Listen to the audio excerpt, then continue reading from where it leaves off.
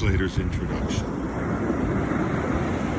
Our hermit fathers and our nuns, blessed and blameless, to let their hearts fly up to the heavens nameless, to keep their spirits strong in storms of wind and war, composed a multitude of sacred hymns and lore. But there's not one of them which gives me so much comfort as one prayer our priest repeats and utters upon the melancholy days of Lenten fast. Unbidden, more than any other prayers does it pass my lips, bracing my fallen soul with the strength mysterious. Lord of my days, keep me from this. Let's try again. Lord of my days, keep me from sloth that hides in bleakness, from pride, greed, arrogance, and serpents therein hid.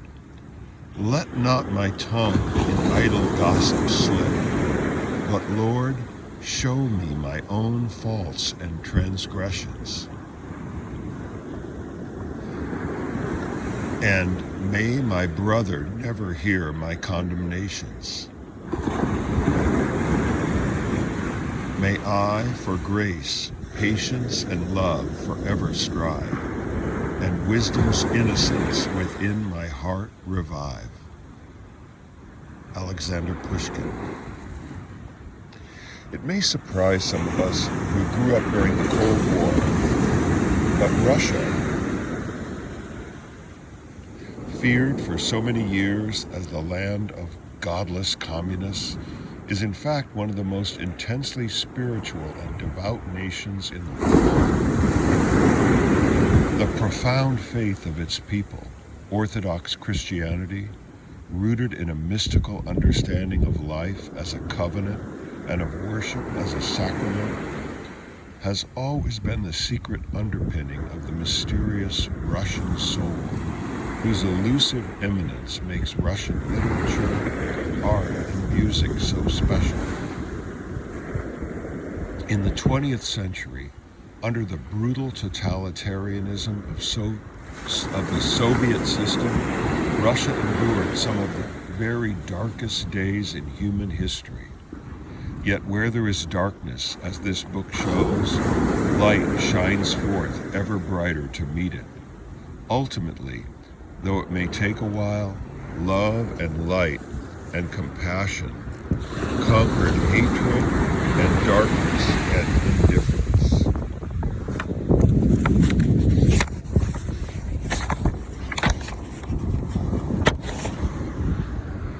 Whether you are religious or skeptical, whether you care about Russia or not, you can still let this book transport you to a world and a way of looking at things which most of us have no inkling.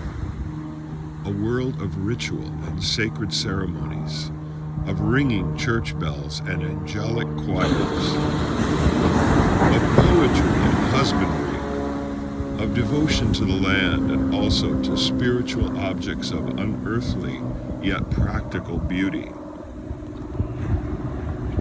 such as icons, a world of onion domes,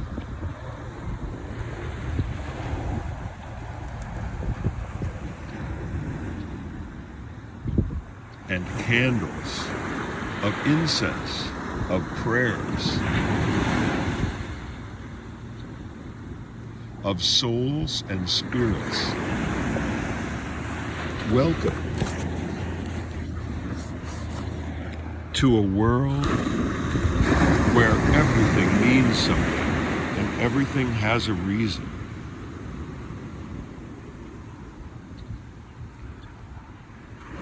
A world of tradition and honor, yet of humor, of rigor, yet of profound compassion, of hard work performed with devout reverence, yet of ease, and profound inner contentment. A world of modesty, yet majesty, a world of monasteries and cathedrals and convents, of bishops, of monks and nuns, of prayer and of contemplation. This is a world where the divine is present in everyday life, where every action, every thought, and every feeling has consequences, where uncanny coincidences are commonplace, where we are not alone,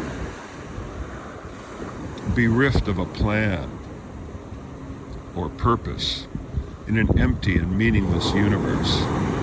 This is a world where everything matters, where, as Rainer Maria Rilke, who traveled to Russia and was fascinated by Russian Orthodoxy, wrote, "You should not wait until God comes to you and says, 'I am,' as God, whose strength is vouched for, proved, is senseless, mad. Yet you must know, though, that God blows through you since time began, and when your heart glows warm and remains true, He works His plan." Skeptical readers, I first was one of you, need not agree with the author or believe in everything he says to enjoy his remarkable way of saying it. Whether or not you are touched by the author's faith, I am certain you will be transported by his stories of a spiritual treasure chest that has suddenly been reopened, a world that has long been hidden, a world that we can enter without belonging to it. Just as one need not be a mariner to treasure a good yarn about perilous voyages at sea. Now and then, this book will have curious words and peculiar terms, and terms peculiar to the world it portrays. But we need not know the difference between a binnacle and a barnacle, a spinnaker or a spanker, in order to thrill to a tale of the sea. And so, when you are confronted with words for things you have never heard of before, let these stories about and by some truly remarkable individuals simply sweep you away. For as this book eloquently proves, the trifles that divide us politically or culturally pale in comparison to what unites us in common humanity. I believe it is impossible to relate properly to Russia without understanding this world, sustained not just by the ancient faith of its followers, but by hallowed tradition. And this book is a marvelous point of entry, which explains why it has already sold over 1 million copies in Russia. For Father Tikhon is a natural raconteur with a great sense of humor and a touching compassion that humanizes his faith and makes it accessible to believers and skeptics alike. What's more, his worldview has a way of growing.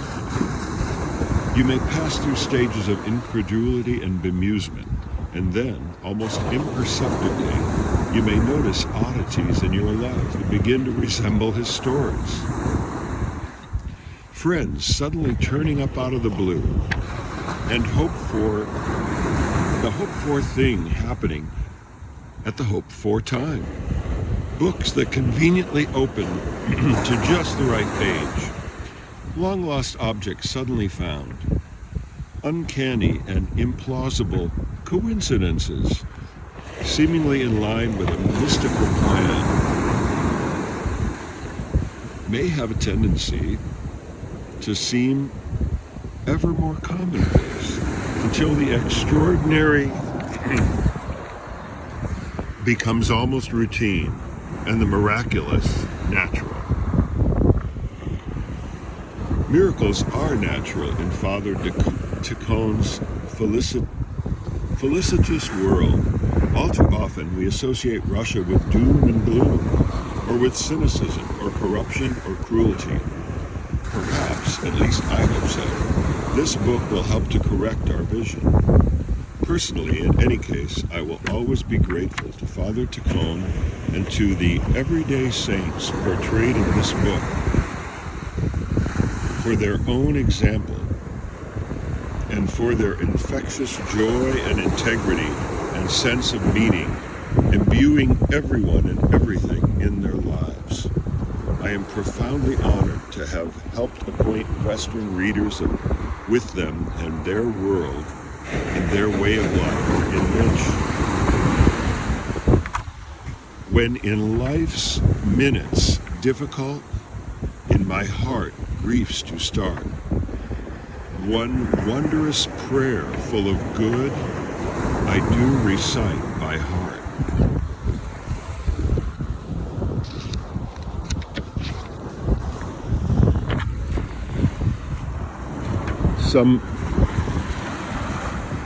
Some blessing in it lives. It heals through words' harmonious sounds. Mysterious grace it breathes and peals. With holy charm abounds. All burdens from my soul do sweep. All doubts fly out of sight. And I believe and I do weep. And feel so light, so light. Yay. So, that's the translator's introduction to Everyday Saints and Other Stories by Archimandrite Tikhon. Shevkunov, the Russian Book of the Year.